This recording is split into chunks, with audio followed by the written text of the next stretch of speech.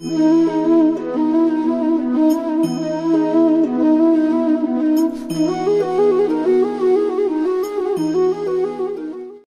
যারা আমার ভক্তের চরণে অপরাধ করে, সেই অপরাধ থেকে একমাত্র ভক্ত ছাড়া কেউ মুক্তি দিতে পারে না। যাও ভক্তের চরণ ধরে ক্ষমা চাও। সে যদি ক্ষমা করে তুমি ক্ষমা পাবে, আর সে যদি ক্ষমা না করে তুমি আজীবন কালে বোঝা বইবে। হনুমান বলছে ওই রাতুল চরণ পাওয়ার জন্য শুধু গোবর্ধন কেন, তারও নিম্নে নামতে হলে আমি নাম। হনুমান কি করলেন? গোবর্ধনের চরণে লুটিয়ে পড়ে বলছে হনু বলে গোধানে পড়ে হয়ে গেছে, দাদুর বন রক্ষা করার সময় এসে গেছে। মা, ওই বনে কত সুন্দর সুন্দর রাজাদের ছেলেরা আসে, আর কত সুন্দর সুন্দর পোশাক পরে। মা, আমরা জীবনে কোনোদিন রাজ আবরণ পরিনি। তোমার চরণ ধরে প্রার্থনা করছি জননী, আমাদের দুটি ভাইকে রাজ আবরণ পরিয়ে দাও। জনম দক্ষিণী আমার কেঁদে বলে।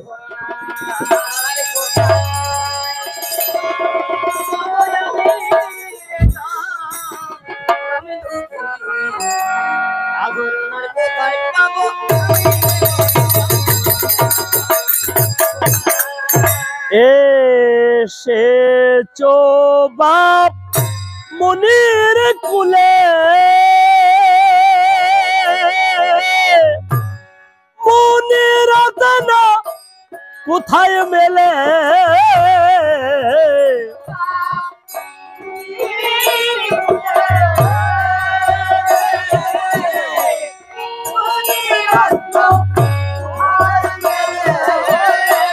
সাজাবো তোদের বন ফুলে বাপ আমি রে জনম দক্ষিণী।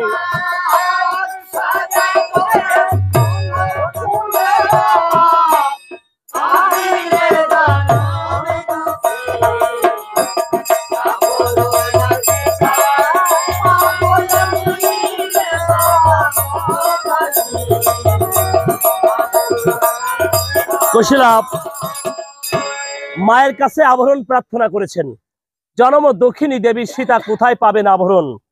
তাই শুধু গৃহকর্তার কাছে আবেদন, অশ্বমেধ যজ্ঞে নতুন বস্ত্রের প্রয়োজন হয়। ঘরে নতুন বস্ত্র থাকলে এখানে বস্ত্র দান করবেন, আর বস্ত্র স্বরূপ দক্ষিণা প্রদান করবেন। আর শুধু রাম ভক্ত সজ্জন মন্ডলী সবে মিলে রাম মঙ্গলের দক্ষিণা স্বরূপ বা কুশীলাভের আভরণ স্বরূপ দক্ষিণা সবে মিলি প্রদান করবেন।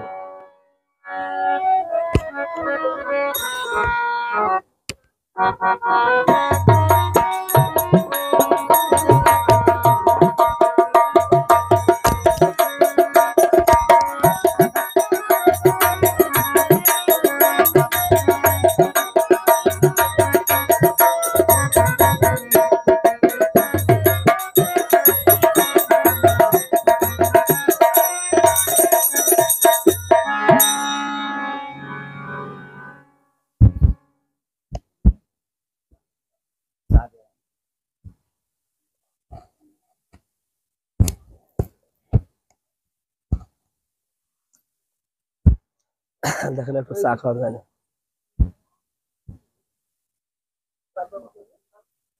কৃষ্ণ কৃপা হোক, গোবিন্দ কৃপা লাভ হোক।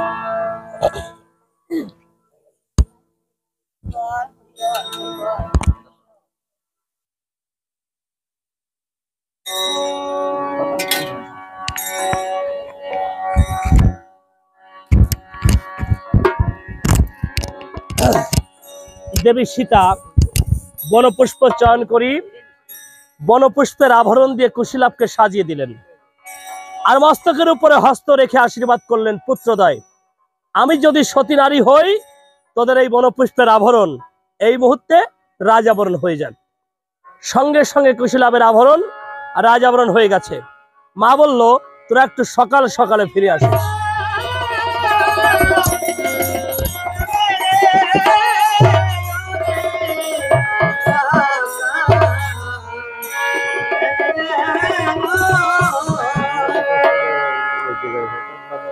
আসিও সকালে রে বাঁচা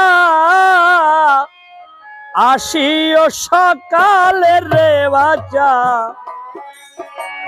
ক্ষণে কবিলাম্ব হলে মাকে নিবে কালে রে বাঁচা তখন মাকে প্রণাম করে দু ভাই বনে চলে যায় রে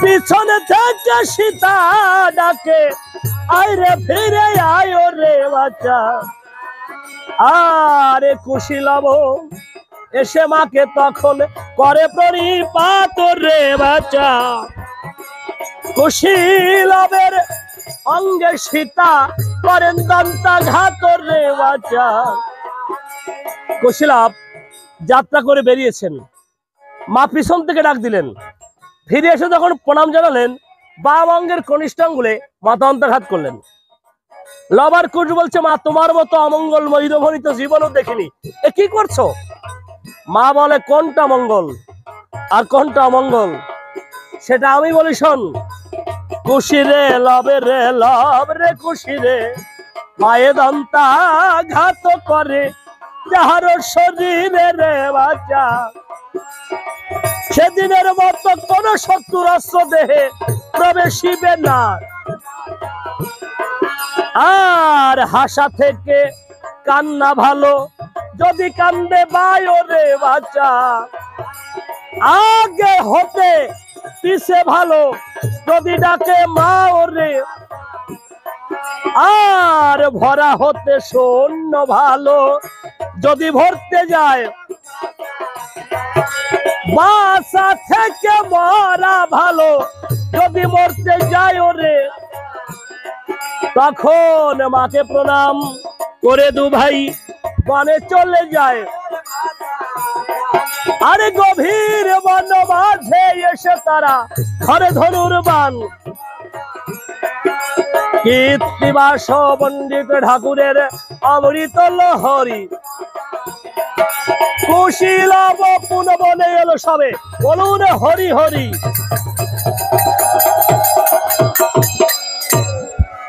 কুশীলাভ পুনরায় বনে ফিরে এসে বন থেকে লুকিয়ে রাখা ধনুর্বাণ সংগ্রহ করলেন আর অশ্বের দুধারে দাঁড়ালেন এদিকে শ্রীরামচন্দ্র সৈন্য সমাবেশ সমর্পণ করি কুশীলাভকে রেখে বলছে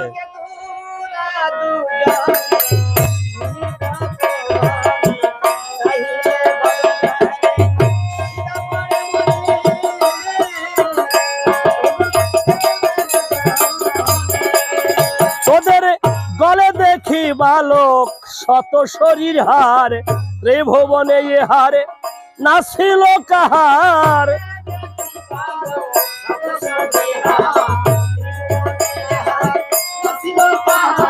হার ছিল আমার প্রাণপ্রিয় শিশি তার বালক হয়ে তোরা পাইলি কেমনে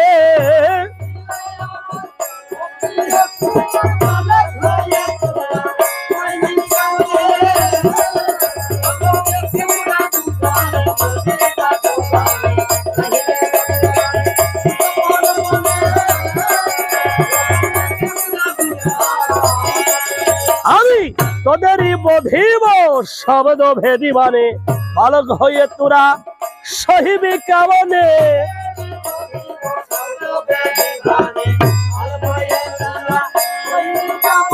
তাই বলি বালক ফিরে যা রে মনে ফিরে যা দক্ষিণী মায়ের কোলে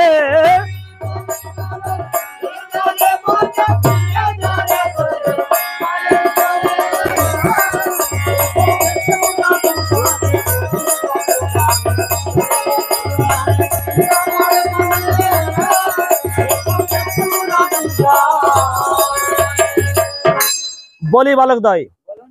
তোদের পরিচয়? দুঃখিনীর পুত্র মোরা বনফল খাই, খোদা লাগিলাম গজলে মায়ের যাই। অন্যভাবে কি পরিচয় বলা যায়? বল। জনমাত্র মহাঙ্গমন্যে ব্রহ্মচারী সমাপিত ও পুত্রত্ব পিতামহ জগৎ বন্ধু সমত।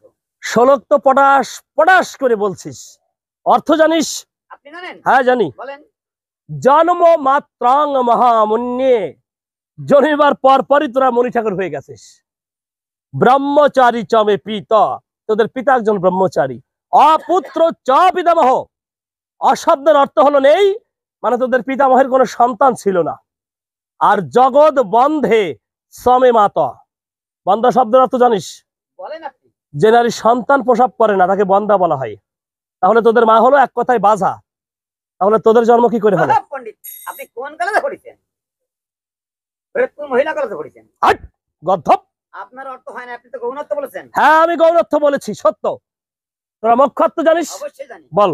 জনমাত্র মহাঙ্গমন্যে আমরা জন্যকর মহামণির আশ্রম আসতে থাকি। ভালো কথা। ব্রহ্মচারী সমাপিত আমাদের পিতা যিনি ব্রহ্মচারী হনল লোক তিনি। বাহ। অপুত্রত্ব পিতামহ, অশব্দের অর্থ আপনি জানেন? কি? বিষ্ণু। আর বিষ্ণুর বর পুত্র যিনি তিনি আমাদের পিতামহ, জগৎ বন্ধু জামাত। এই জগতের লোক আমাদের মায়ের চরণকে বন্দনা করে থাকে। আমি কিছুই বুঝি নাই। বুঝা তো যাবি না, তো মুখ ছেড়ে অটো বেরেল। সকাল হতে শুরু করেছেন, আমাদের কাছে আপনি অনেক কথা জেনেছেন। আপনার কাছে কি জানতে পারি? কি জানতে চাও? নামটা কি আপনার? আমার নাম দয়াময় শ্রী হরি রাম ও রঘুনাথ। আপনার পিতার নামটা কি? মহারাজ দশরথ। হাই! পিতা হলো ভক্তির পাত্র, আর পিতার নাম শুনে দ দ দ হাঁটু ভাঙা দ, কারণটা কি? আরে মুখস্থ করছি। কি জন্য? হ্যাঁ, অনেক কিছুর নাম জানি তো। অযোধ্যায় দশরথ একজনই ছিলেন, আর তিনি ছিলেন আমার পিতা। আমরা দুই চার কোটি নাম বলে দিতে পারি। অনেকের নাম জানিস? অনেকের নাম জানি। বলতো তুই একজনের নাম। বলতে ছিল দশরথ স্ত্রী সত্য পালন করতে জ্যেষ্ঠ পুত্র রাম কেটেছিল বনবাস, সবাই তাকে মাগমুখ দর্শন করতো। এই কাজ কি করেছিল? ইনি আমার পিতা। তার প্রথম জন্মে 42 লাখ বছর। ও আজদা আর এক দশরথ ছিল, ঔরাস মনের বান বইতে বইতে তার মাথায় চুল একটাও ছিল না, সবাই তাকে টেক করে বলতো। সে কাজ কি করেছিল? ইনি আমার পিতা। ও আজদা আর এক দশরথ ছিল, অন্ধমনির পুত্র সিন্ধুকে সুরাবানে নিধন করেছিল, সবাই তাকে ব্রহ্মকে দর্শন বলতো। সে কাজ কি করেছিল? ইনি হলেন আমার পিতা। তিন বাবার এক স্বভাব। আর মা হলো তেমলা সতী। এই বদন দর্শন করে পথে ঘাটে বেরোলি ভাব ভালো হয় না। আপনার কাছে কি জান করে? কি জানতে চাস? ওই যে আপনার মায়ের নামটা কি মনে পড়ছে না? আমার মায়ের নাম মহারানী কৌশল্যা। ভালো ডিস্কো নাম তো। এই ডিস্কো নাম মানে? আরে তাকে বলে লেডিস নাম। এই মহারানী কৌশল নামের অর্থ কি? কৌশল রাজার কন্যা ছিল, তাই আদ্যাক্ষরে নাম দেওয়া হয়েছিল কৌশল্যা। হয় নাই? হয় নাই? হয় নাই মানে? আমি কিন্তু কথা বলছি। হ্যাঁ বলে যা। আপনাদের কয় ভাইকে নিয়ে এই রাজবাড়ি চুরি করতে আসতেন? চুরি করতে আসতেন? কথার কথা। যদি চুরি করতে এসে ধরা পড়ে যেতেন, ওইখানে আপনার মা গিয়ে কলে কৌশল করে আসতো, তার জন্য আপনার নাম কৌশল। গদ্দপের দল কিছু বোঝে না। ঠাকুর দাদার নাম মহারাজ দাদা দাদা ওয়াজমনা ভাই শোনেন, অনেক কথা আপনি জেনেছেন। আমাদের এই দুই ভাইয়ের মতে আপনার এই বাপ ঠাকুর তার 35 সম্পত্তি নিয়ে দেশে চলে যান। বাসার কিন্তু কোনো লাইন দেখতেছি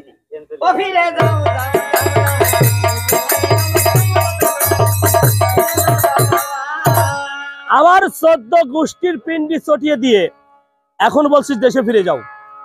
আমার যে কত ক্ষমতা জানিস? আপনার আবার ক্ষমতা করেছে নাকি? তো এই তিনজন কারা পড়ে আছে? ওরা আমার ভাই। দেখেন যে কিভাবে পড়েছে, আর আপনি কোন ভাবে পড়েছেন তাতে চিন্তা করেন। আমার এই ক্ষমতার কথা শুনে যদি ভয় হয়, আমরা অসুবিধা দেব। আর হ্যাঁ অসুবিধা দেব। দিয়ে দিবি? অবশ্যই। তারপরে কি হবে? বললাম তো দিয়ে দেব। তা আমি তো ভালো কথা, তা চলে যাবো। তাই নাকি? হ্যাঁ। আচ্ছা, যদি না হয় তাহলে যুদ্ধ করবেন? হ্যাঁ তা তো বটে। আচ্ছা। তবে শোন, আমি বলি বাল্যকালে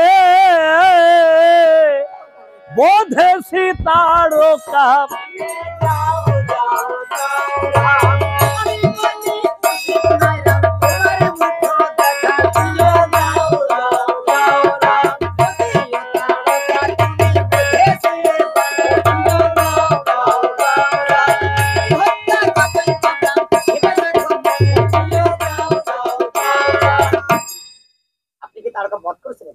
তাই তো লোকে বলে।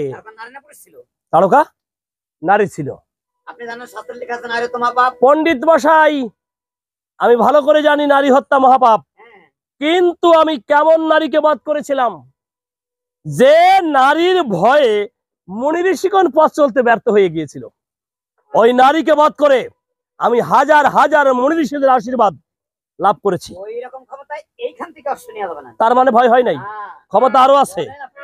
আমি বলি পদ স্পর্শে পাষাণী মানবী,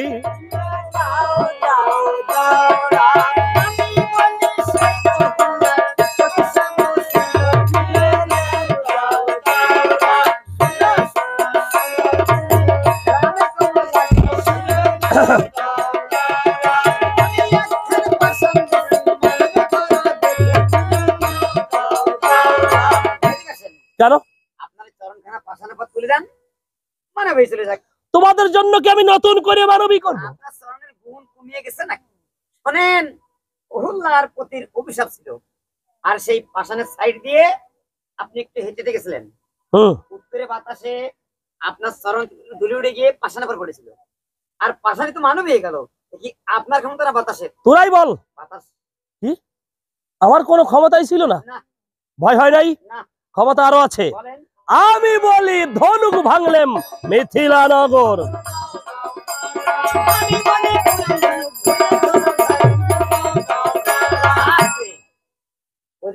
ঘরের কাছে ৮০ গেলে ৮২ দিন করছিল, আপনি সেখানে মাগেছিলেন। সেখানে তোরা ছিলি, আরে সর্বনাশ, ঘরের ধনুক আপনার একার ক্ষমতা ভাঙবে নেই। তবে কি আমার মা সীতা দেবী যখন শক্তিশালী করলো, দু শক্তি এক হইলো, হরদন ভাঙ হইলো, আপনার একার ক্ষমতা। তার মানে ভয় হয় নাই, না, ক্ষমতা আমার আরো আছে। বলেন। আমি বলি এক বানে বধিলাম বীর বালি,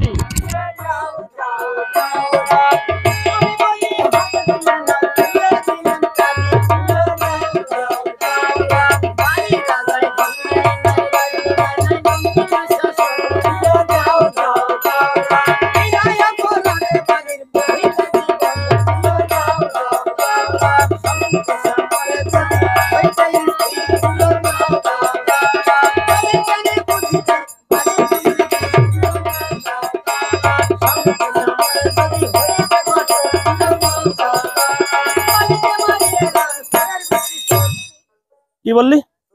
আমরা চোর ডাকাত আপনারা। ডাকাত?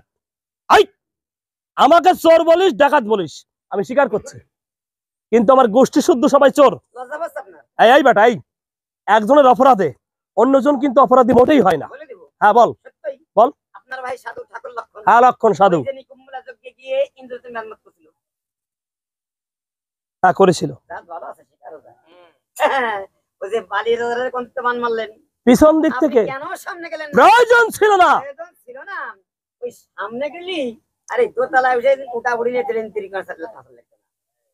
বালির রাজা এরকম সাফল্য ঘিরে বেড়াতো, সামনে গেলে ঢুকে যেত। কি ভয় হয় নাই, ক্ষমতা আমার আরো আছে। আমি বলি সাগরে বেঁধে কটক করলাম পার,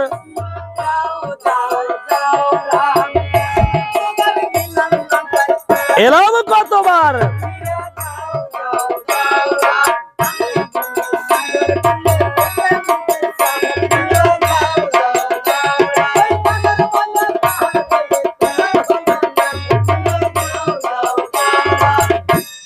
শোনেন, একটা কথা বলবো। কি? এদিকে আসেন। কেন? আপনার মাথায় টাক পড়ছে নাকি? আপনি মাথায় করে করে পাহাড় বইবে সাগর বন্ধন করে ফেললেন। আমি কি তাই বলেছি? কি বলেছেন আপনি? আমি আদেশ করেছিলাম নল নীল জাম্বুবান, ওরাই তো সাগর বেঁধেছিল। ওরে বাপ রে বাপ, ইনার কেমন ক্ষমতা! মানে গাছ কাটা নিখিল, ধরে ধরে রস খায় অকিল। ওই নল নীল জাম্বুবান ওরা মাথায় করে করে পাহাড় বইবে সাগর বন্ধন না করলি আপনার 7 বছর শেষ করতে। এই গদ্ধব, আমরা 5 বাপ বেটা।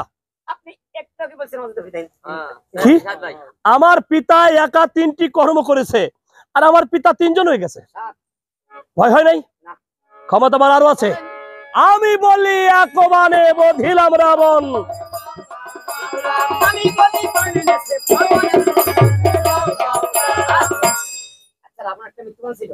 হ্যাঁ ছিল, আনি ছিল কোন? পবন পুত্র বীর হনুমান। আপনি না? না, ওরে পালোয়ান, মারিয়ে দিলি বড় ভাগ। হনুমান 10,000 সুন্দরী ফাঁকি দিয়ে যখন বান চুরি করে আনতে পারছিল, ও নিজে ছেড়ে দিলি অনেক আগে রাবণ মানে তোরা দুই ভাই ছেড়ে দিলেও কাজ হতো, কত আগে ভয় হয় নাই? ওই এবার মনি আমাকে পিতা বলে ডাকতে হবে। বাবা এটা মানে ফাদার, ফাদার মানে বাবা, তাই তোমার বাবা। তবে শোন, আমি বলি রাবণে মেরে উদ্ধারিলাম সীতা।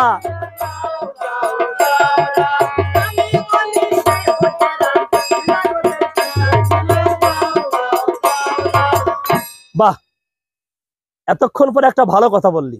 আমি ত্রিজগতের পিতা। ও একার পরাণ জুড়িয়ে গেছে, সত্যি কথা বলেছিস। বলছি কি, এই জগতের মধ্যে কি তোরা আছিস? হিসাব তো মিলে গেল। আমি পিতা, তোরা পুত্র, পিতা পুত্রের যুদ্ধ। মানে কথাটা শুনতে কিন্তু খুব খারাপ লাগছে। বলছি কি, কথা শোনো, হাতের অস্ত্র ত্যাগ করো, দুই ভাই মিলে ষষ্ঠাঙ্গে আমার এই চরণে প্রণাম করো, পিতা বলে স্বীকার করো। দাদা দাদা অষ্টঙ্গ মানে বুঝতে পারলাম না, আর লেখাপড়া শিখিনি একটু। এই ষষ্ঠাঙ্গ মানে কি? অষ্টঙ্গ মানে কপালে মানে জুটি নাই কোনো দিন, শীতই শীতইয়ে মানুষ মানুষকে প্রণাম করে, শীতইয়ে। ওরে গর্ধপের দল, এই প্রণাম কর আমাকে, প্রণাম কর, কর। মানে আপনাকে, হ্যাঁ আমাকে, আপনাকে, হ্যাঁ। আপনি পিতা কি কাজ করেছেন? আমি কি করি নাই? কি করেছেন আপনি? তো? আপনি তো আমাদের একে সারা জমি ধরে দিয়েছেন। এখন বৃদ্ধ মোটা ফ্যাট হয়ে গেছেন, এসে বলছেন ওর খুশি লাগবে একটু পিতা বল। এখন যদি আপনাকে পিতা বলি একটু কষ্ট করে বললাই, আপনাকে বলনি। ওই ছোটটা বসে আছে, একটা বসে, ওদের বললি কামাই করে খাওয়া যাবে, আপনাকে বলবো না।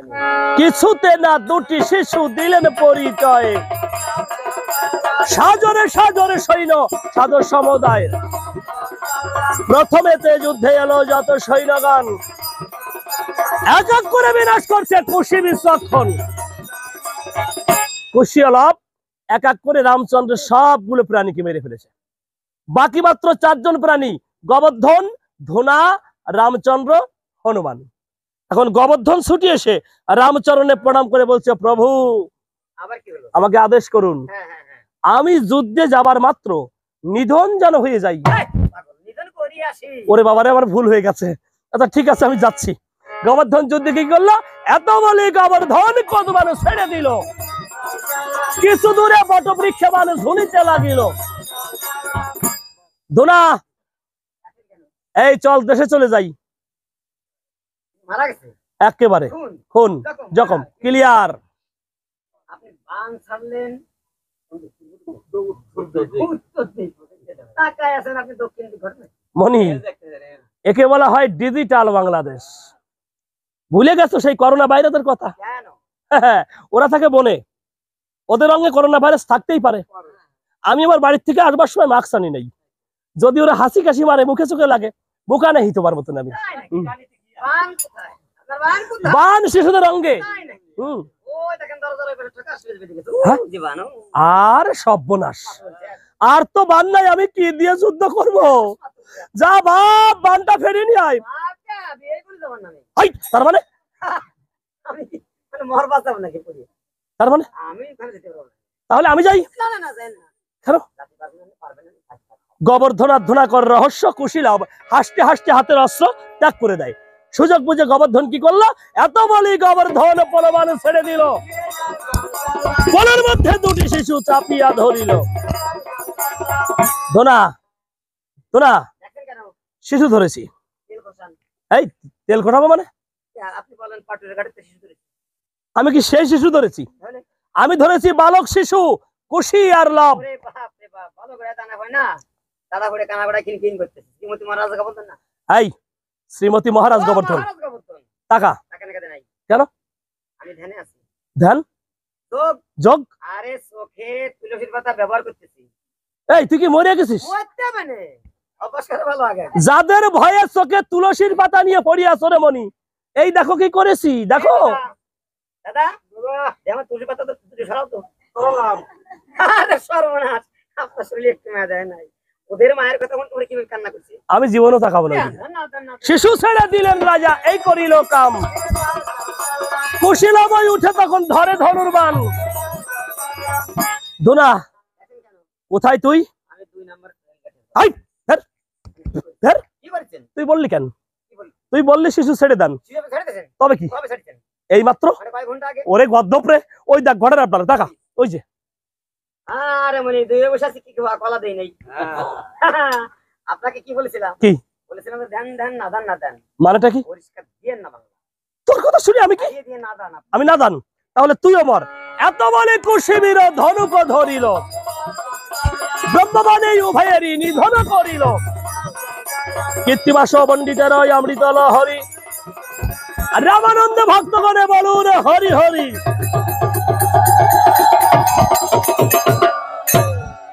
গোবর্ধন এবং ধুরা যখন মারা গেল, হনুমান তখন বুঝতে পারলো যে কুশীলাভ হলো মায়ের সন্তান, ওর সঙ্গে যুদ্ধ করব না। তাই গোবর্ধন আর ধুনার মাঝে গিয়ে হনুমান মরার মতো পড়িয়াছে। শ্রীরামচন্দ্র চতুর্দিকে তাকালো, দেখতে পেল একটা প্রাণী আর জীবিত নাই। নিরুপায় হয়ে বলছো, রে কুশীলাভ, যে বান দিয়ে ভাই 3 জনকে মেরেছিলি, সেই বান ছাড়া আমার দেহে অন্য বান মারিস না।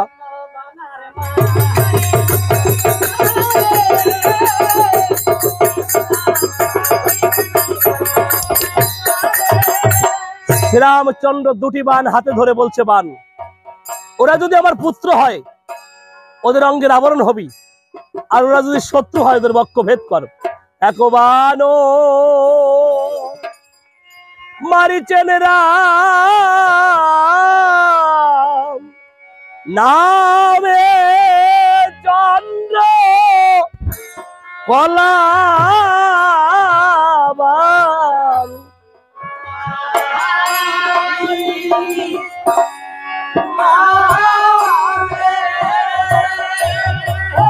বান এসে হল কুশীলবের গলে, পারিজাতের মালা।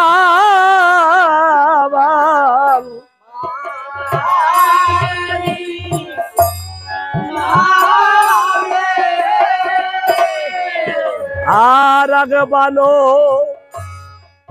মারিচেন রাম, নামে শঙ্কর সুরবান।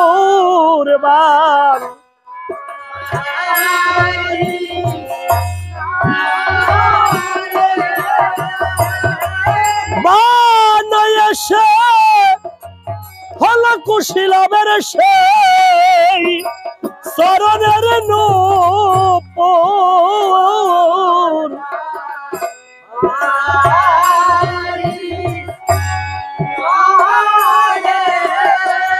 শ্রীরামচন্দ্র 2টি বান ছেড়েছে। একটা বান গিয়ে কুশীলাবের গলদেশে পারিজাতের মালা হলো, অপরটি গিয়ে চরণের নূপুর হয়ে গেল।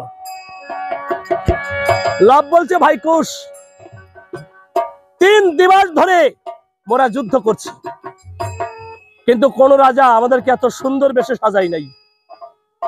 আমার মন বলছে ওই রাজাই আমাদের পিতা হন। আমি মহামনিবার বাল্মীকির শিষ্য। একটা বান হাতে নিয়ে বলছি, হে বান, উনি যদি আমাদের পিতা হন, ওনার চরণে প্রণাম করে পাতালে চলে যা। আর উনি যদি আমাদের শত্রু হয়, ওনার বক্ষ ভেদ কর। তাই লব্বির কি করেছে?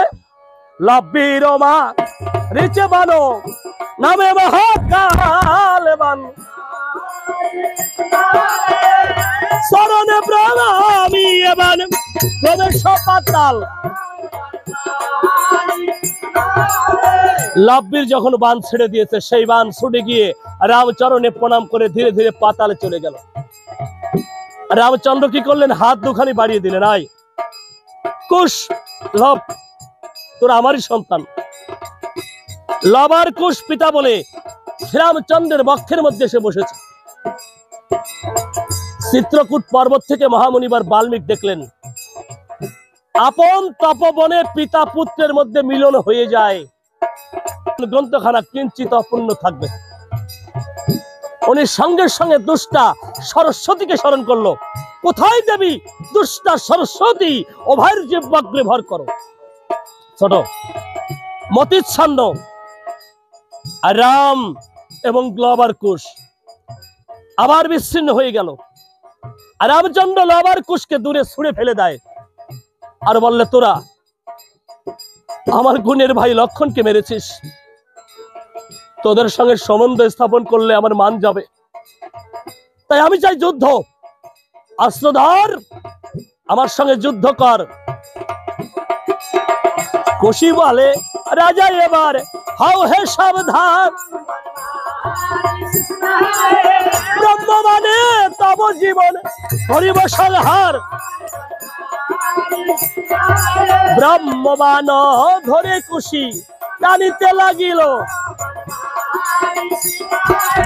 জয় সীতা বলিয়া কুশি বাণ ছাড়িয়া দিল। জয় সীতা বলিয়া যদি কুশি বাণ ছাড়িয়া দিল, বাণ এসে শ্রীরামচন্দ্রের বক্ষেতে বিধিল। বক্ষেতে বিধিয়া বাণ অঙ্গ হল পার, পড়িল সেই শ্রীরামচন্দ্র ধরারই পার। শ্রীরামচন্দ্র পরে যদি সূর্য বংশের চূড়া, অন্তরে প্রবেশিয়া বাণ বাহিরে তার গুড়া। গাহিতে বাজাইতে কত অপরাধ করি, নিজ গুণে কর কৃপা রাম ধনুক ধারী। কীর্তিবাস পণ্ডিত ঠাকুরের অমৃত লহরী, শ্রীরামচন্দ্র বলরণে সবে বলুন হরি হরি।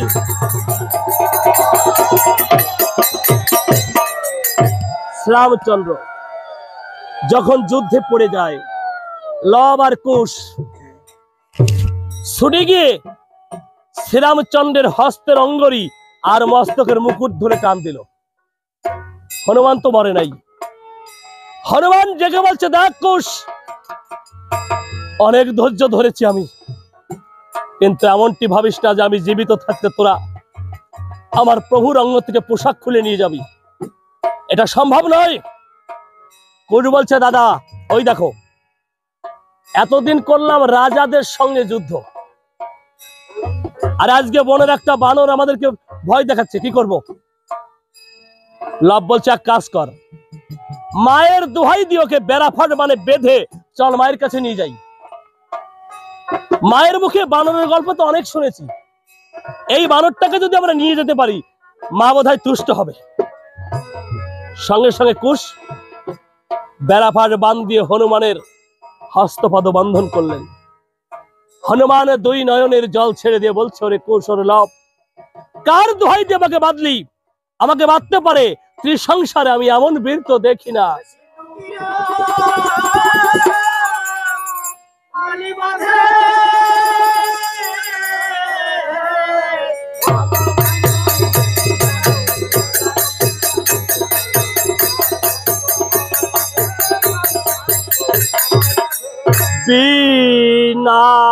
বিনাশিব চিন্তার নাব, চিন্তামণির শরণ লাভ।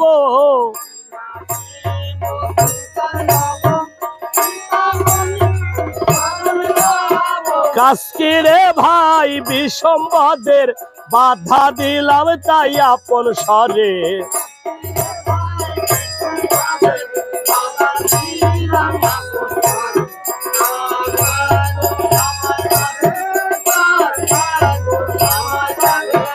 আয়রে ওরে কুশিলা ভাই, একই মায়ের সন্তান তিন ভাই।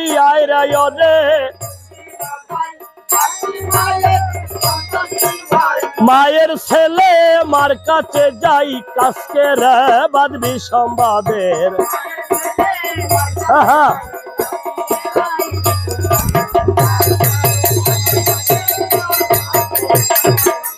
তখন হনুমানকে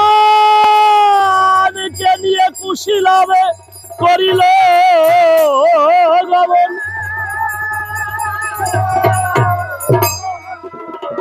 আপন কুঠিরে এসে দিল দর্শন। হনুমানকে কাঁধে করে বাড়ির ধারে নিয়ে গেছে। একটা শেফালি ফুলের গাছের সঙ্গে হনুমানকে লতা দিয়ে বেঁধে রেখে মায়ের সন্তান মায়ের দিকে ছুটে যায়। দক্ষিণী মা হাত বাড়িয়ে দেয়, আয়। কিন্তু নিকটে আসতে দেখা যায় ওদের অঙ্গ দিয়ে রুধির ঝরে। চমকিত হলো দেবী আর বলল, সে কি রে, তোদের এই কমলাঙ্গে কোন নিষ্ঠুর বানাঘাত করেছে? কুশ বলে, আসবার সময় কাষ্ঠবনে পড়ে গিয়েছিলাম মা, কাটার আঘাত লেগেছে অঙ্গে, তাই রুধির ঝরছে। মা বলে, এই জীবনটাই চলে গেছে বনের মধ্যে, কোনটা কাটাঘাত আঘাত আর কোনটা বানাঘাত তোদের থেকে আমি শিখতে চাই না। ছি, মায়ের কাছেও মিথ্যা, আরবার যদি মিথ্যা বলেছিস তোরা তোদের মায়ের মস্তক খাবি। সঙ্গে সঙ্গে লব এগিয়ে এলো। মা, কুশ মিথ্যা বলেছে, আমি সত্য বলছি। দাদু যেদিন আমাদের দুটি ভাইকে তোমার কাছ থেকে ভিক্ষা করে নিয়ে গেল, আমাদেরকে গভীর বনের মধ্যে নিয়ে গিয়ে ব্রহ্ম শক্তি দান করলো, আমাদের হাতে ধনুর্বাণ আর আমাদের স্কন্ধে গান্ডীব ঝুলিয়ে দিল। বলল, দাদুরে 3টি দিবস এই বনের মধ্যে খেলা করবি, সন্ধ্যা হলে মায়ের কোলে ফিরে যাবি, আবার প্রভাতকালে এখানে ছুটে আসবি। তবে দিনের বেলায় খেলার ছলে যদি কোনো বিপদ আসে তাহলে তো আমি থাকবো না, তাই নিজেকে রক্ষা করতে তখন গান্ডীব থেকে বান তুলে নিয়ে ধনুকে যোজনা করে মায়ের দোহাই দিয়ে বান ছেড়ে দিবে। দেখবে শত্রুকে বিনাশ করে ওই বান আবারও গান্ডীবে ফিরে আসবে। বিরতিহীন যুদ্ধ করলেও কখনো তুম থেকে বান ফুরাবে না, এটা আমার আশীর্বাদ। এই বলে দাদু চিত্রকূট পর্বতে চলে গেল। আমরা 2 ভাই খেলা করছিলাম ছোট। হঠাৎ খেলার ছলে দেখতে পাই একটা যজ্ঞের অশ্ব। বিশ্বাস করো মা, ওই অশ্বের ভালে গৌরবপূর্ণ পত্র লেখা ছিল। ওই পত্র দর্শন করে আমাদের অঙ্গটা জ্বলে উঠলো। তাই তোমার নামের দোহাই দিয়ে লতা দিয়ে অশ্বটাকে কষিয়ে বেঁধে নিলাম। একজন রাজা আসলেন, ওই রাজার নাম ছিল শত্রুঘ্ন। কুশ তারে এক বাণে করে দিল নিধন। দ্বিতীয় দিন আসলেন 2 রাজন, নাম ছিল তাদের ভরত আর লক্ষণ। 2টি বাণ দিয়ে মোরা করেছি নিধন। কি বলবো মা, আজ এসেছিল এক রাজন, সেই রাজার সঙ্গে অসংখ্য সৈন্য ছিল মা। আর একটা কথা না বললেই নয়, পৃথিবীতে রূপ তো কত দেখলাম, এত সুন্দর রূপের যে মানুষ হয় এটা কোনোদিন ভাবি নাই। এই রাজার রূপের বর্ণনা চর্ম মুখে প্রকাশ করা সম্ভব হবে না মা। সে যে কেমন রূপ জানো মা? হস্ত কমল পদ কমল সোলালিত ঠাম, রণস্থলে পড়ে আছে জানো মা সেই দুর্বা দলশ্যাম। এই দেখো রাজার অঙ্গরি আমরা তুলে নিয়ে এসেছি।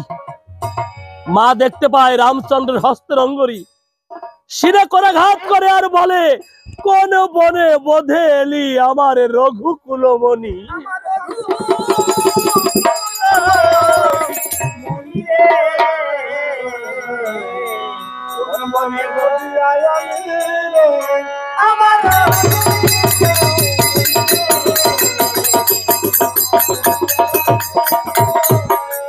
কি করিলি কুশীলব তোরা,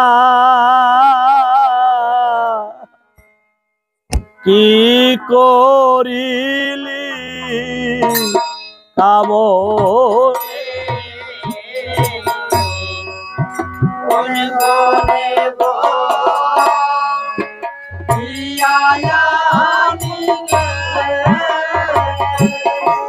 আর পুত্র হইয়া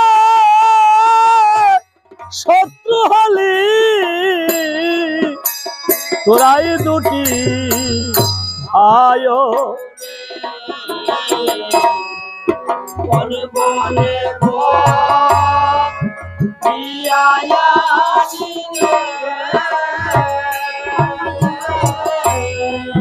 বাড়ির শোভা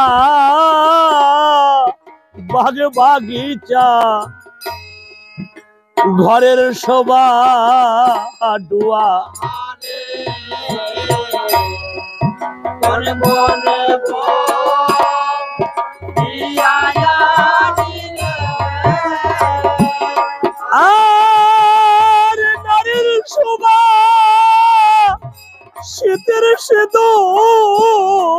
ঘাটের শোভা এওয়ারে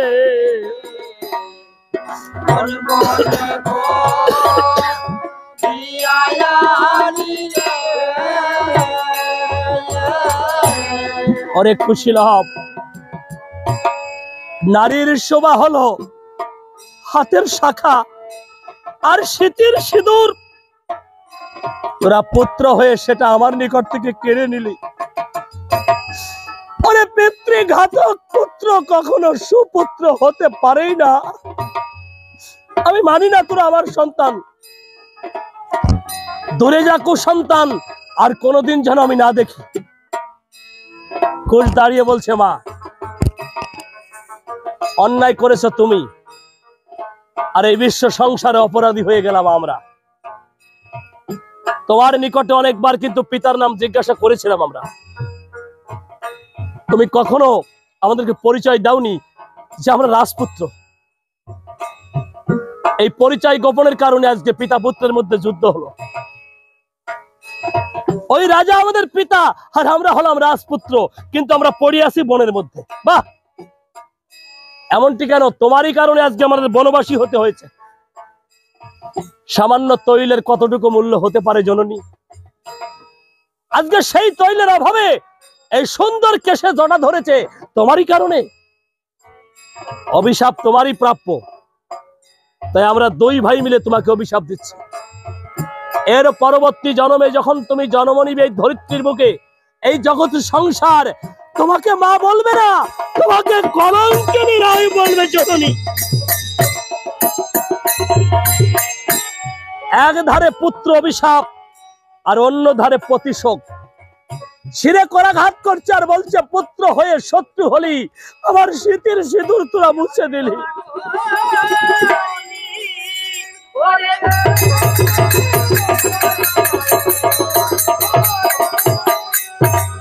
আহারে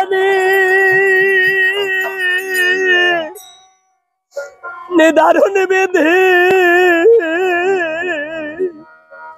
কলমে নাই কালি,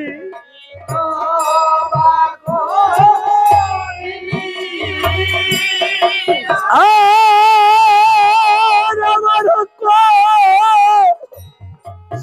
পালে বিধি এই কি লিখেছিলি।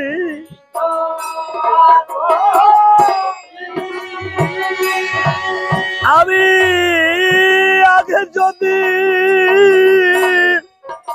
জানতাম তোরা এ কর্ম করবি,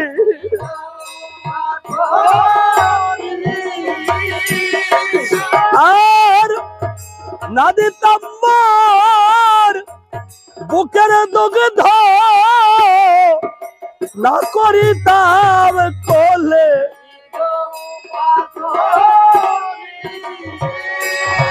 তখন কাঁদিতে দিতে দেবী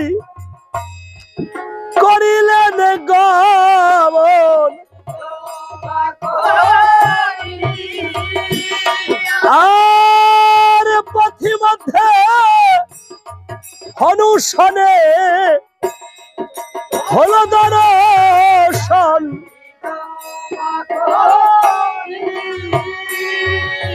দেবী আমার উদ্দর শ্বাসে ছুটে যায়। হঠাৎ দূরে দেখতে পায় একটা শেফালি ফুলের গাছের সঙ্গে লতা দিয়ে ভক্ত হনুমানকে কে যেন বেঁধে রেখেছে। দেবী ছুটে গিয়ে হনুমানকে নিজের বক্ষের মধ্যে জড়িয়ে ধরলেন আর বললেন, পুত্র আমার এমনটি কে করেছে বল হনুমান। হনুমান বলছে, মা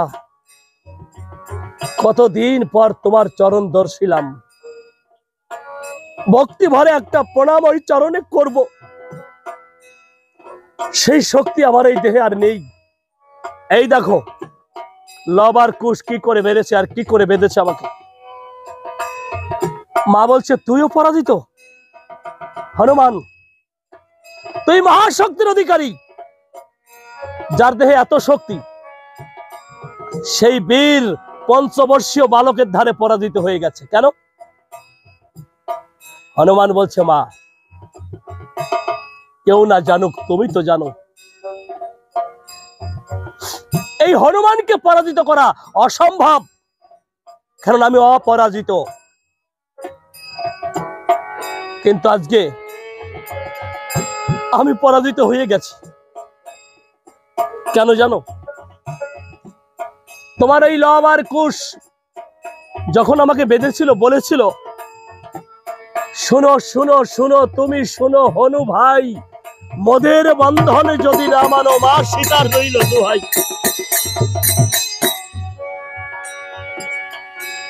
তখনও যদি বন্ধন স্বীকার না করতাম, তোমার নামের কলঙ্ক হতো। কিন্তু মা, আমি এমন সন্তান নই যে আমার মায়ের কলঙ্ক দিয়ে নিজেকে রক্ষা করব। তোমার মান বাঁচাতে গিয়ে যদি অধমের মৃত্যু হয়, হোক, কিন্তু আমার মায়ের মান যেন নষ্ট না হয়। হনুমানকে দেবী পুনরায় জড়িয়ে ধরল আর বলল, হনুমান, তোর মতো সন্তানকে যদি আজকে আমি জন্ম দিতে পারতাম, তাহলে আমার গর্বটা সুন্দর হয়ে যেত, সারা পৃথিবী আমার গর্ভকে প্রণাম করত। তাই আজ আমি জনকা নন্দিনী দেবী সীতা হয়ে তোর মায়ের গর্ভকে শত কোটি প্রণাম জানাই। তোর মতো সন্তানকে জন্ম দিয়ে তোর মা চির আমার হয়ে থাক পৃথিবীতে। অরে কুশ, অরে লব, এই হনুমান যদি না থাকতো রে, তাহলে লঙ্কার রাবণের থেকে প্রভু কোনোদিন আমাকে উদ্ধার করতে পারতেন না। এই জীবনে যদি কাউকে মন দিয়ে প্রাণ দিয়ে ভালোবাসি, সে হলো আমার পুত্র বীর হনুমান। আর সেই হনুমানের অঙ্গে আঘাত করে তোরা আমার বুকটা ভেঙে দিয়েছিস। আমি কি বলে গালি দিব, ভাষা পাচ্ছি না তোদেরকে। লবার কুশ মায়ের ভাষা বুঝতে পেরে ছুটে গিয়ে হনুমানের হস্তপদ বন্ধন খুলে দিয়ে চরণের উপরে লুটিয়ে পড়লো। দাদা, আমরা ভুল করেছি, অন্যায় করেছি, এবার আমরা ক্ষমা চাচ্ছি। হনুমান দুটি ভাইকে বাহুবন্ধনে আবদ্ধ করলেন আর বললেন, ভাই কুশ, ভাই লব, আমার কাছে ক্ষমা চাইতে হবে না, আমি না চাইতেই ক্ষমা করে দিয়েছি, কেননা তোরা আমার মায়ের সন্তান। কিন্তু একটা কথা মনে রাখিস, পিতৃ মাতৃ চরণে অপরাধ করলে সেই অপরাধ হয় গুরুতর, আর সেই গুরুতর অপরাধে জীবকে নরকের দিকে নিয়ে যায়। যদি নরক থেকে রক্ষা পেতে চাও, নিজের পিতামাতার চরণে ক্ষমা প্রার্থনা করো, তা না হলে আজীবনকাল নরকই দেখবে। সমাগত ভক্তমণ্ডলী, আজকে আমরা যে উদ্দেশ্যে এখানে দাঁড়িয়েছি, এই বাড়ির যিনি গৃহকর্তা, ইহকালের আঘাত ত্যাগ করে পরকালে গোবিন্দলোকে উনি চলে গেছেন। ওনারই আত্মার শান্তি কামনায় সুযোগ্য পুত্র, পুত্রবধূ, কন্যা, আত্মীয় স্বজন, বন্ধু বান্ধব একনিষ্ঠ হয়ে এই মহৎ রাম মঙ্গলের আয়োজন করেছেন। কেন করেছেন? আমাদের এই দেহে পঞ্চ আত্মা, এর মধ্যে একটি আত্মা হলো প্রেত।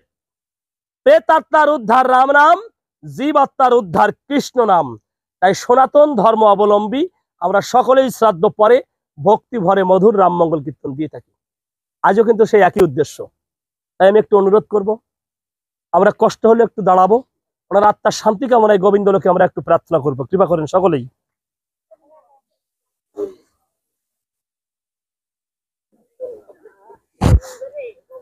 সর্বপ্রথম, আর এই মানব দেহের শ্রেষ্ঠ গুরু হলো পিতামাতা।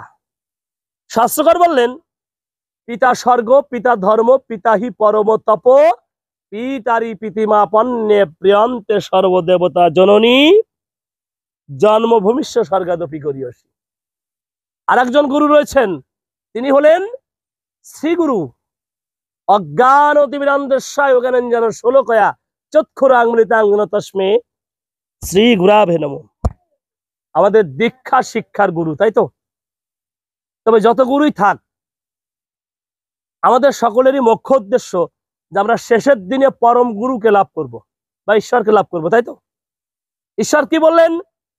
হে জীব, তুমি যদি আমাকে আমার করে লাভ করতে চাও, তাহলে তোমার দেহের গুরু থেকে আশীর্বাদ নিয়ে এসো। অর্থাৎ পিতামাতার চরণে ভক্তি রাখো। এই সংসারে সব থেকে বড় ভক্তির স্তর হলো সন্তানের কাছে তার পিতামাতার চরণ। তাই আপনারা সবাই যার যার পিতামাতাকে ভালোবাসবেন, ভক্তি করবেন। তবে মায়েদের পিতামাতা কিন্তু 4 জন, মনে রাখবেন। নারীকে শাস্ত্র বললেন দুহিতা, আর এই দুহিতা শব্দের অর্থ হলো 2 কুলের উদ্ধার কর্তা। একটা হলো পিতৃকুল আর একটা হলো শ্বশুরকুল। কুল হলো 2টা। তাহলে দ্বিতীয় পিতামাতা হলো শ্বশুর আর শাশুড়ি, তাই তো? তবে দেখেন বিধাতার কি নিবন্ধন, যিনি আমাকে জন্ম দিয়েছেন পিতা, আর যিনি আমাকে গর্ভে রেখেছেন মা, মায়েদের জন্য সেই পিতামাতার জন্য মাত্র 3 দিন ব্যবস্থা, চলে গেলে 3 দিন শ্রাদ্ধ আদি, 3 দিনেই শেষ। আর শ্বশুর শাশুড়ির জন্য কারো 11 দিন, কারো 13 দিন, কারো 15 দিন, কারো 1 মাস। তাহলে বিধাতা বলেছেন যে তোমার শ্বশুর শাশুড়ি মায়েদের বললেন তোমার গর্ভ ধারিণী এবং জন্মদাতার থেকে অধিক। কেননা যে পিতামাতার কৃপায় আজকে আমি সুন্দর পতি লাভ করেছি, সেই পিতামাতাকে যদি ভক্তি করি পরম পিতা নিশ্চয় তুষ্ট হবে। গান শব্দের অর্থ কিন্তু জ্ঞান। গান শুনতে এসে যদি আমি জ্ঞান আহরণ করতে না পারি, তাহলে সেই গান শোনার কিন্তু কোনো মানেই হয় না। কথাগুলো মনে রাখবেন।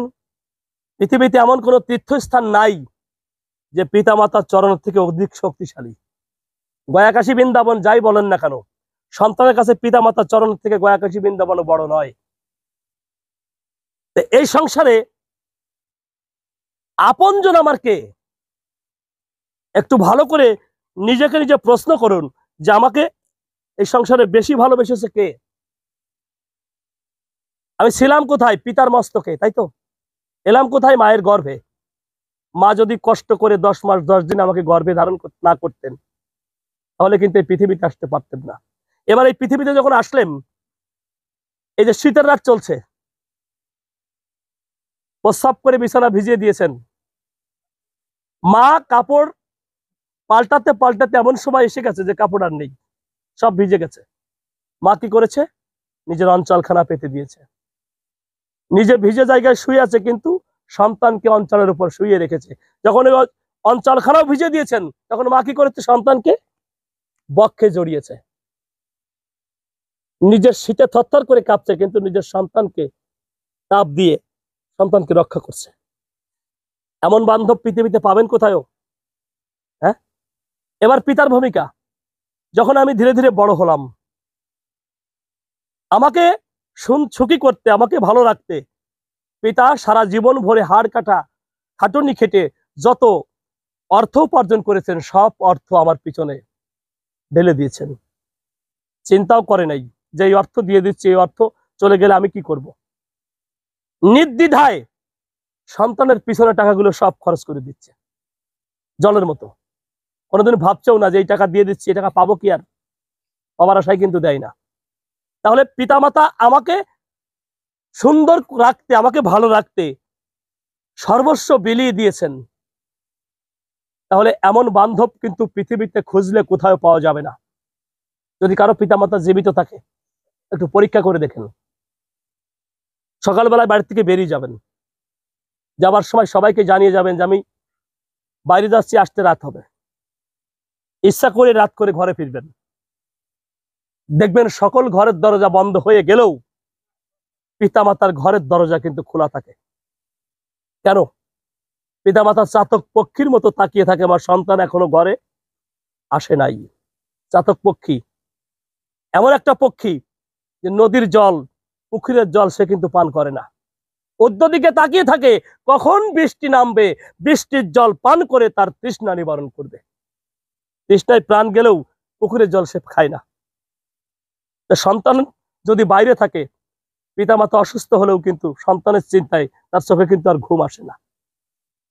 তাই এই সংসারে যখন পিতামাতা চলে যাবে, তখন ধরে নিতে হবে যে আমার আপনজন আর কেউ নাই। স্ত্রী বলেন, পুত্র বলেন, ভাই বলেন, বন্ধু বলেন, এরা সবাই কিন্তু স্বার্থের পাগল। যতদিন আপনার অর্থ থাকবে, এরা সবাই আপনাকে ভালোবাসবে, যখন আপনার ইনকাম কমে যাবে তখন এরা সবাই দূর দূর করে আপনাকে তাড়িয়ে দিবে, কেউ আপনাকে আপন জ্ঞানে করবে না।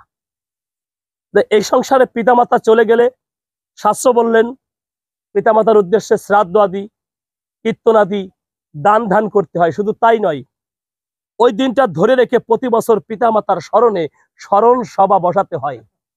বসালে কি হয়? আত্মার মৃত্যু নেই, আত্মা হলো চিরজীবী। আত্মা যে লোকেই থাক না কেন সেই লোক থেকে সাড়া পায়।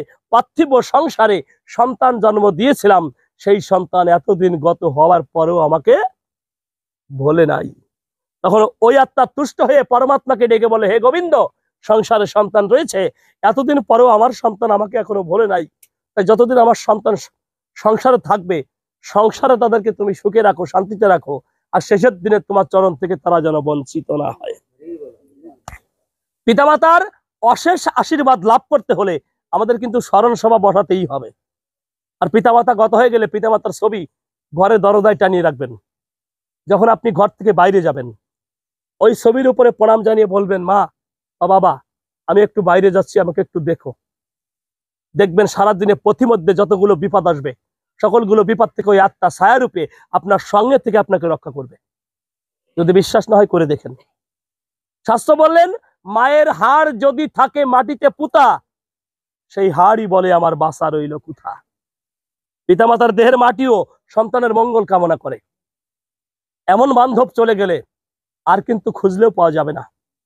এই জন্য পিতামাতা চলে গেলে পিতামাতার উদ্দেশ্যে গোবিন্দের চরণে তুলসী পত্র আর নয়ন জল দিয়ে প্রার্থনা করতে হয়, হে গোবিন্দ, আমার বান্ধব চলে গেছে, যেখানেই যাক যেখানেই থাক, সুখে রেখো, শান্তিতে রেখো, আপনাকে নিশ্চয়ই আশীর্বাদ দিবে।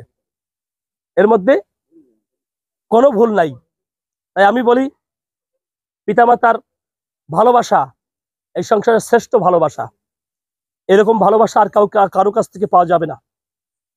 তাই আমি বলি, আপনারা নিশ্চয়ই পিতামাতাকে ভালোবাসবেন, ভক্তি রাখবেন, ধর্মকর্ম করবেন। আমরা মানুষের কিন্তু কর্তব্য আছে। জীব পৃথিবীতে অনেক আছে, কিন্তু সৃষ্টির সেরা জীব হলো মানুষ, তাই তো? মানুষের কর্তব্য আছে, জীবের কিন্তু কোনো জীবের কোনো কর্তব্য নেই। আহার, নিদ্রা, মন্থন, এই তিনটি বস্তু নিয়ে জীব চলে। কিন্তু এই মানুষেও যদি আহার, নিদ্রা, মন্থন নিয়ে থাকে, তাহলে মানুষকে মানুষ বলা হয় না। মানুষের কর্তব্য আছে। সংসারে জন্মেছি, পরিজনকে সুখে রাখতে হবে, এটা হলো কর্তব্য। আর একটা আছে অবশ্য কর্তব্য, সেটা করতেই হবে। সেটা হলো বাধ্যতামূলক, আমার গোবিন্দের নাম। সকাল, দুপুর, সন্ধ্যা গোবিন্দ বললেন, হে জীব, শত কর্মের মধ্য দিয়েও যদি আমাকে ভুলে যাও, কিন্তু এই তিনটি সময় আমাকে একটু স্মরণ করো, তা না হলে তুমি পশুর সঙ্গে তুলনা হবে। মানুষ, তোমার মধ্যে জ্ঞান আছে, বুদ্ধি আছে, বিবেক আছে, আর তোমার হুঁশ যেন থাকে, বেহুশ যেন না হও। হুঁশ থাকতে মানুষের কখনো বিপদ আসে না। মানুষ যখনই বেহুশ হয় তখনই তার বিপদ আসে, এমনকি মৃত্যু হয়। এই জন্য হুঁশ থাকতে হবে।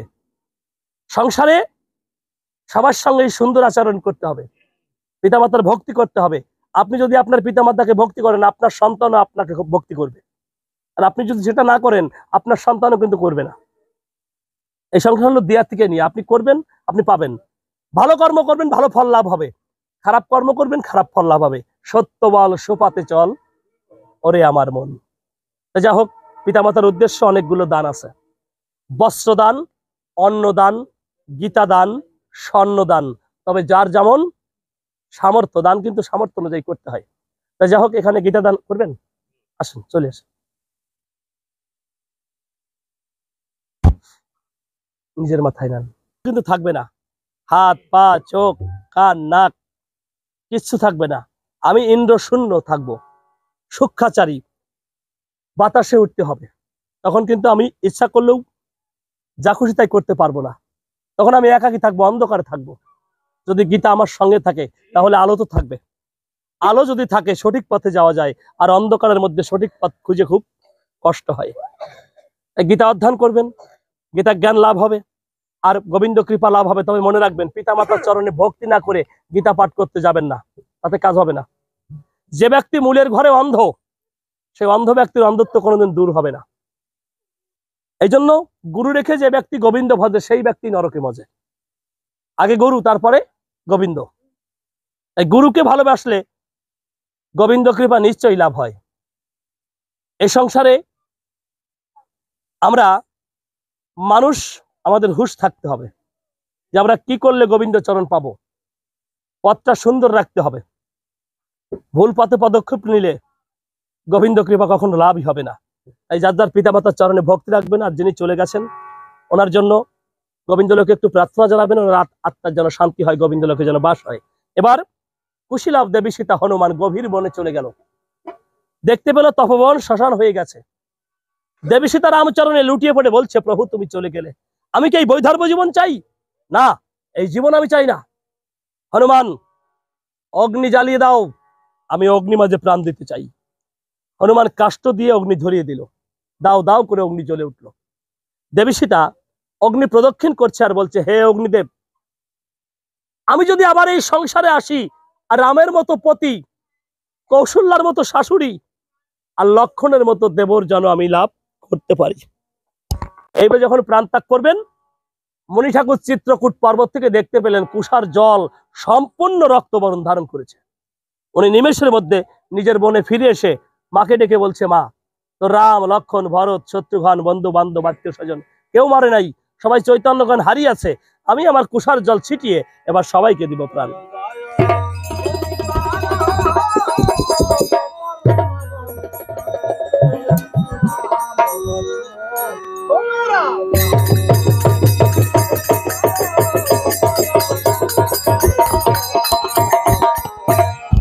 প্রথমেতে প্রাণদান পেল বীর শত্রুঘ্ন,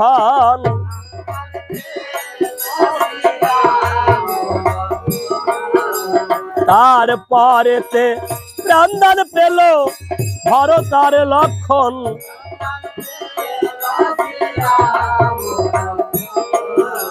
তারপরেতে প্রাণদান পেল যত ভক্তগণ,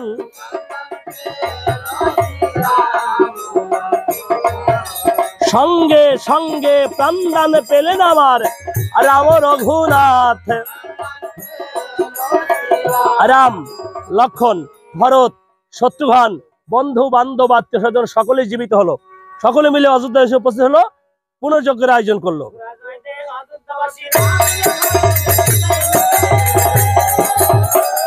প্রথমে তেহে রাম জানকীর হইল মিলন, তারপরে তে বসেন রাম যজ্ঞ করিবারে, বিধি মতে শ্রীরামচন্দ্র যজ্ঞ সমর্পিল, যজ্ঞ সমর্পিয়া রাম সিংহাসনে বসিল। রাম বলে, শুনোই আমার মনিতা প্রধান, ওই দুটি পুত্র বলো কাহারি নন্দন? মুনি বলে, শুনোই আমার কমল লোচন, ওই দুটি পুত্র হলো তোমারই নন্দন।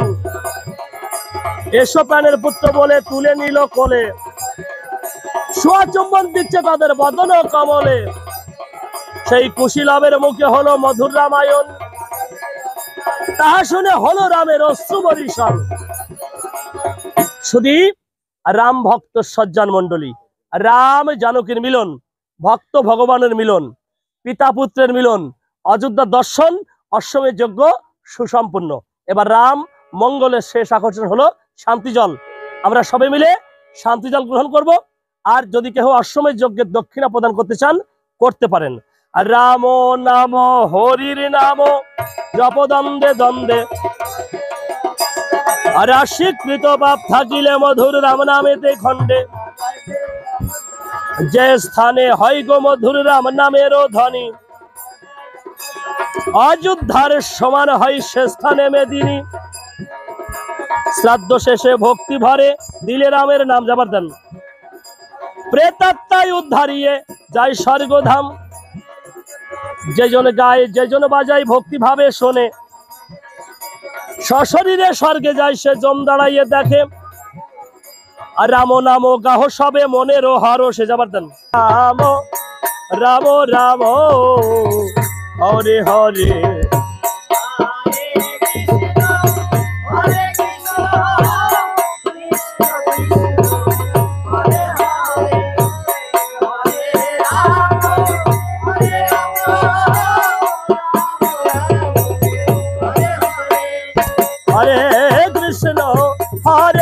কৃষ্ণ কৃষ্ণ কৃষ্ণ হরে হরে হরে রাম রাম রাম হরে হরে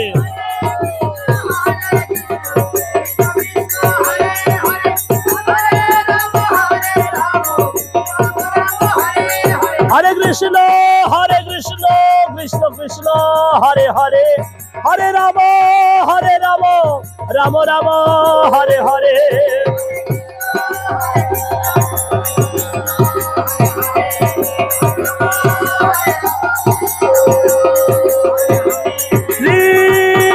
श्री राम जानकी पति प्रभानंद मदन भरे अगवारे हरि हरि बोल श्री राधा गोविंद पति प्रभानंद मदन भरे अगवारे हरि हरि